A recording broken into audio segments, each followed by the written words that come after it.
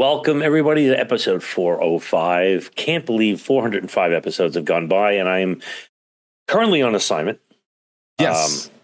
Where are you elsewhere. at? I'm in San Diego, where we are delivering 4 days of specialist level training to the great people of San Diego and the San Diego Department of Health. Good people. But the cool thing is, I am on Coronado Naval Base, which is where the U.S. Navy SEALs are, and so it is pretty badass because right next to I don't know if it's really badass because right next to our classroom is the firing range. Okay. So all day long you hear pop, pop, pop, pop, pop. You're just like, what end of the firing range am I on? I hope they have better aim than cops. And they got like Ospreys flying around the whole day and Apache helicopters flying around the whole day. So yesterday I thought one was just hanging out over the top to stop us from teaching for a little while. So that's pretty cool. Yeah, it didn't suck too bad. No, didn't suck. The decon that didn't sucks. suck. Decon sucks. That doesn't suck. Yeah, that does suck. But yeah, so conferences, we're still putting that ship together. I know we're submitting a whole bunch of papers for either upcoming or for next year. I know there's like 3 papers due this month for us going to, what was it? Indiana? Hold on a second. I'm looking it up right now. I have it really close to me because I was just looking at it. Conferences. Here it is. So it is Indiana. It is Florida, Michigan Cold Zone, Connecticut Fire Instructors, Continuing Challenge, Convergence, and Oklahoma. Ooh, Convergence. That's a new one. Connecticut's a new one. Yeah. So there's some new ones that have been popping up. I guess people have just been reaching out to us, say, hey, can you present here? And we'd love to present places. So yeah, a lot of places. The dates aren't firm yet. Their dates are firm, but I just don't know if we're going to connect and actually get the deal together. So keep it on your list. I will. Oh, should I tease yesterday morning? What happened yesterday morning? We might have the answer to the batteries. Oh, yes. In fact, I'm pretty sure the answer is literally right in front of us. It's not a cheap answer by any stretch of the imagination, but it is pretty impressive nonetheless. Yeah, so that's a developing story. We were working with some people, and we seriously might have the answer for batteries. Right. Like finalization of what to do with batteries. We might have it. So stay tuned with that one. At least when it comes to EV vehicles. I think that's a. I guess you could use it on scooters, but that would be really interesting. It's like using a tank to put out like a fire. Right. Like nothing. I'd be 100% in on that, though. Yes. All right. So part two of Karen. Yes. Yeah. So if you didn't hear, if you're going, wait, what's part 2? Go back. The last episode 404 was kind of the intro to this whole thing of when PPE fails. And it's always good to take a look at the different ways in which PPE can fail and hurt us. And it's not often that it leads to fatalities, but the ones that do, we really should examine. So in this case, go back and listen. And we're going to kind of start up with how she started to develop symptoms immediately upon her exposure, right? So the first time she gets a couple of drops of the dimethyl mercury on her latex glove while she was working, nothing happened. She wasn't even aware. When you kind of like read through the stories and the backgrounds and you start, reading the interviews that people have done, when she was trying to figure out how she was exposed, this one incident it wasn't even at the top of her mind when she was trying to figure out how she would have gotten exposed in the first place. Right. So like what they call this is the initial asymptomatic phase, which is the immediate aftermath of an explosion. She didn't have any noticeable symptoms. There was no immediate indication of severe toxicity to that dimethyl mercury. Yeah, though that started as you get what's called the delayed onset onset of symptoms, right? So you're looking about maybe 3 to 4 months after the exposure, Karen started to experience very subtle neurological symptoms, right? These would be things like difficulty balancing, hand tremors. And like I said at first, they were not associated in any way, shape, or form with the dimethylmercury exposure because she didn't even realize that she had, that this was an issue. In fact, she just kind of put it off as, oh, this must be like a stress thing or I'm getting older or something like that. All right. So I have to pause for a second because I'm just thinking about myself. Like, how many times have I touched something stupid? And you're talking about seriously a series of single-digit drops on your gloved hand that months later starts to propagate. Yeah, that's crazy. I've done stupid stuff and I cannot believe. So along with that, you assume, all right, so you assume your PPE protects you. But on the other hand, if you're a scientist, I have to comment on this because I've been thinking about this the whole time. If you're a scientist working with one of the most toxic chemicals on the planet, don't you think you'll be a little bit more careful? Yes. Yeah. And that kind of goes, but that goes into they didn't know. Right. They how toxic this was. Well, they knew how toxic it was. Right. But one of the things that and I guess we could probably hit it now and then skip over it later. One of the things that changed in the world of PPE was the idea that our chemicals have to be tested against the material. It sounds insanely ridiculous now. Like, why would I put something on if I didn't know it was to be tested? But, they just thought it worked. This works. Okay. It just worked. All right, I've got gloves on. This works. Nobody ever turned around to be like, hey, let's do a really deep dive to make sure this specific chemical, you do a generalized chemical, right? And we do the same thing with the level A. What is it? Like 20, it's tested against 21 different chemicals. But nothing's to say that dimethylmercury isn't going to pass through that stuff. Right. All right. Well, we'll come back to that. So the reason for this delay is that dimethylmercury first needs to be metabolized by the body into methyl mercury, not dimethyl, changes to methyl mercury. And the significant difference for this is that methyl mercury is able to be absorbed by the fatty tissue of the body. This, coupled with the fact that methyl mercury is able to cross the blood-brain barrier, means it leaves so much of the neural cells susceptible to the damage of the organic mercury. Yeah. And as time went on, Karen started to kind of feel this. She started walking into walls. Her sleep became erratic. She became irritable. She even got to the point that her husband had to drive her to the college. She wasn't able to drive anymore. And this kind of lands under the neurological deterioration that as time progressed, her neurological symptoms got worse and worse and worse. She began to experience difficulties in speech and exhibiting severe cognitive impairment. Her coordination rapidly deteriorated, and it led to significant walking issues, significant balancing issues. Yeah, so because there was no obvious medical condition, right? This seemingly just popped out of nowhere. It took a bit before her desperation of doctors did a mercury level test in her blood, and her blood levels were 4,000 micrograms per liter, which is about 4,000 times the limit of normal. 4,000. 4,000. 4,000. 4,000. From single digit drops. Yeah. So 3, I think, was the exact amount. Oh my God. So it was only at this point that she realized she may have been poisoned by mercury. Yeah, maybe. When the tests come back like that, you're kind of like, all right. I study toxic metals, and yeah, there's a possibility. And all right, so this happened in what we say, August. By December, she was hospitalized, right? And her entire medical being started to significantly decline, and she was hospitalized, put in, but still at this point struggling to diagnose her condition accurately, as the symptoms were not typically known of any disease at the time. So still trying to figure it out. So she's still in the hospital. The blood work at this point, by the time she gets admitted, hasn't quite been done yet. They're still struggling to figure it out. Yeah, and then, despite the extensive medical intervention, Karen's condition continued to worsen, and eventually she slipped into coma, which persisted until she passed. Yeah, which was June 8th, 1997. So less than a full year, but about 9 months after the initial exposure, she died. And her death was a result of the neurological damage caused by dimethylmercury. So, all right.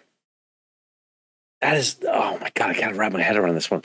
So the PPE, let's talk about the PPE because she's dead now. Yes. She still is dead. And for those of you that are turning around and being like, "Oh my God, they're Monday morning quarterbacking," just as an FYI, her family and colleagues have worked tremendously hard to make sure that her death was a learning experience for the rest of the world. Yeah, this is not long ago, guys, and this is kind of like the genesis of, like as Mike said, a lot of what we do in hazmat, as far as PPE selection, came from this. So, whatever. So the issues of PPE, it's just such a weird topic that I'm trying to put myself in the shoes, and I'm having a real hard time with it. It's why I'm seriously struggling, because I've done so many dumb things, and I could have done this 3 times to this morning. Right. Well, especially since we kind of we think of it as like our PPE is there to protect us. Like we almost walk in being like, oh, we could take a bath in this shit, but only if you know the compatibility on every single layer and everything. And I mean, we talk about different ways that materials can get into us, and permeability is one of them. Like things are always able to permeate through the material. And the latex gloves at the time in 1996, the latex were what was widely used in laboratories. Me and Bob were saying not only laboratories, but hell, for a time, that's all you had even in EMS. There was no neoprene. There wasn't a lot of other different selections. Everyone just thought that latex gloves were the way to go. And the latex gloves, they are not impermeable to small molecules like dimethylmercury, and they don't provide adequate protection against something that is so highly toxic. I can't agree with you more. It feels like a very dirty segue, but you know what else would help with that? A little training. A little bit of training.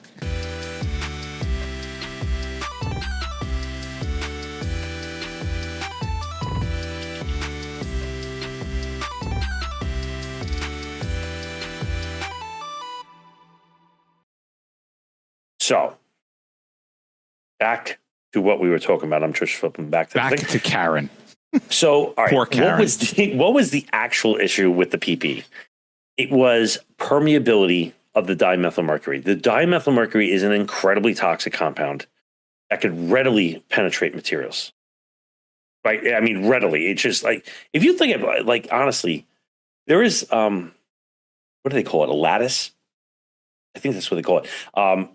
Latex is not like, it looks like it's solid, but it's not. It's actually like quite holy, so we know for her, Karen, that the accident was the cause and not the chronic exposure of the materials that she was working with, because hair samples were taken. And based upon the concentration of the hair samples, there is a direct correlation with the spike in the free mercury at the time. That's actually a really smart move, is to pull a hair sample, because that's almost like a timeline of your exposures. Like an ice core. Yes. It's literally like an ice core sample. Wow. Yeah. Yeah, because you can check. I think that's how they do drug testing for like addicts and stuff like that. Because you can see when you took drugs or exposed to things. It's all in your hair. Yeah. Yeah. So that's how they were able to narrow it down, right? Because there's tons of different, we can't just give, a lecture about this and be like, yeah, no, like, trust us. This is the only way she could have been exposed. She could have been being exposed for a long time, but those hair samples, they narrowed it down, and her exposure was so incredible that it would be the equivalent of eating 144,000 pounds of salmon in one sitting. That's like, I love comparing shit to other shit, and I just think that that's absolutely amazing. You would have to eat 144,000. That's 144,000 pounds of salmon to get that level of mercury poisoning. Yeah, wow. 3 drops. So again, kids, the lack of awareness, the extreme toxicity of dimethylmercury was not widely known at the time of the incident. We kind of now know it. And researchers and laboratory personnel were not fully aware of the potential hazards associated with handling it. So as a result, safety protocols and PPE guidelines may have not been adequately addressed the risks posed by dimethylmercury exposure. So, yep. And in the 1990s, there was super limited PPE options, right? They didn't have an understanding of how the material did or didn't protect you.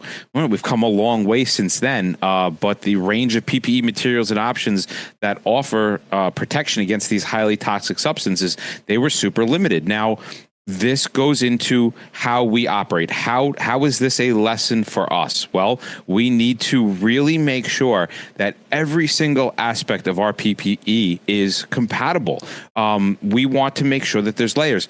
In fact, this instance, if you've ever heard of Silver Shields, if you've ever worn Silver Shield gloves, the reason for Silver Shield gloves came from this incident.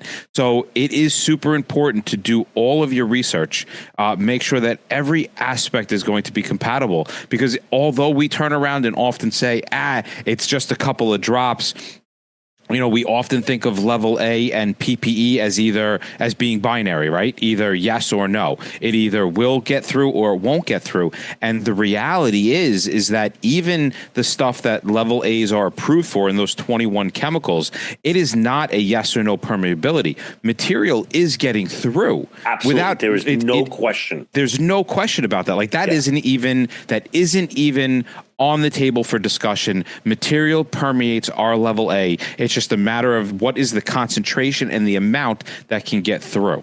And a duration.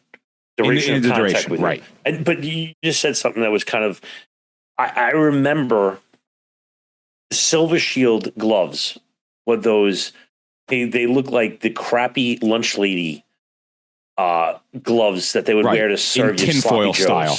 Yeah. Like, but the thing was, they almost seem so hokey that like nobody wears them anymore. You look at operations or just aftermarket pictures of hazmat operations. They used to be a staple of what we wore to operations. I don't see people wear them anymore. And they were specifically designed for contacting extreme skin transmittable toxics. Yeah. And so honestly, guys, whoever the hell is listening, all 3 of you, seriously, dust that box off, throw that thing on the table and see what the gloves are. Seriously, how many gloves do you guys have? Like, I know where we worked, it was nitrile, it was butyl, it was Viton, it was Silver Shield, it was latex, like just your regular Solvex. So we had like 6 different gloves we had. I urge you, take those gloves out, throw them on the kitchen table, and then go through that glove. Because if there's one piece of, I don't give a shit about the boots. I don't care about the frontage. The hands, you are doing work with it. You are. And so the probable point of contact of any hazmat chemical, and it doesn't matter if you're in level A or not. You can be in firefighting gear, and there's many times where I would use firefighting gear and some type of glove system to handle what I did, because I knew the exposure was going to be purely on hands. Right. Like, there was no shock to this thing. Right. And know what your gloves can do and cannot do.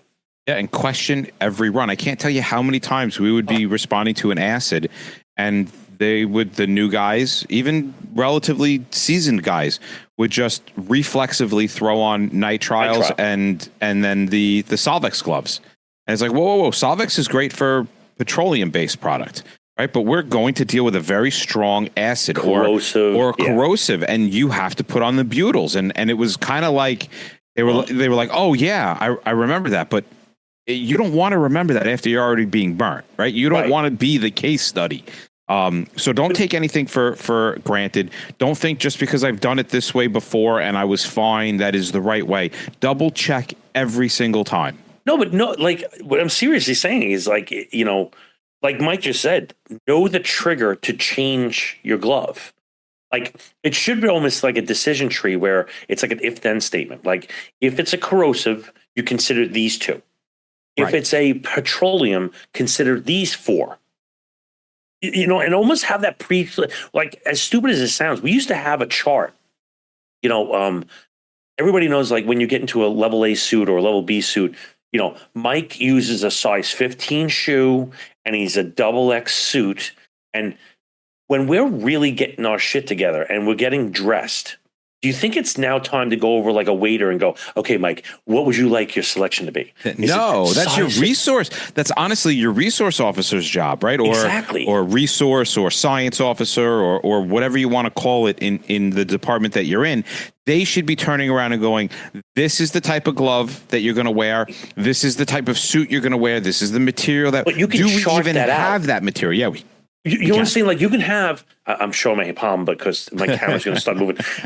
It's like I had a chart with Mike Monaco. Here's his boot size. Here's his suit size for every single suit. I didn't have to ask him. I just pulled it. So you can almost make a chart, an if-then tree, a decision tree. Well, if we're going to this incident, then these are the three gloves to consider. Tech ref or resource would say, we're selecting this in consultation with the two guys that are going down range. Right. And there's no shame in comboing up gloves. Like you can seriously say, I can wear a Silver Shield and butyl. Right. Look at some of the level A's. We wear the nitrile glove underneath as an inside glove. Right. Then you have your butyl rubber glove. And then we were putting Silver Shields on top of that. And then we were putting Kevlar on top of that. So there is, there's nothing that says you can't level up. Check your gloves, guys.